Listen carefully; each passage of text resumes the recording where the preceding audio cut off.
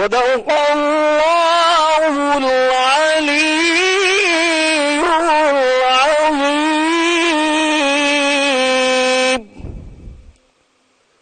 সূরাতুল মাইদা 105 নং আয়াত কারিমা তেলাওয়াত করা হলো, যার বাংলা অর্থ হচ্ছে এরূপ: হে ঈমানদার লোকেরা, তোমাদের নিজেদের দায়িত্ব তোমাদের নিজেদের উপর।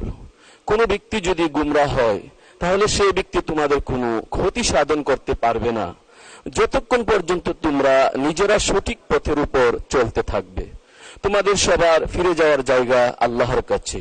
অতঃপর সেদিন তিনি তোমাদের বলে দেবেন দুনিয়ায় তোমরা কি করেছিলে। বারাকাল্লাহু লানা ওয়া লাকুম ফিল কুরআনিল আযীম।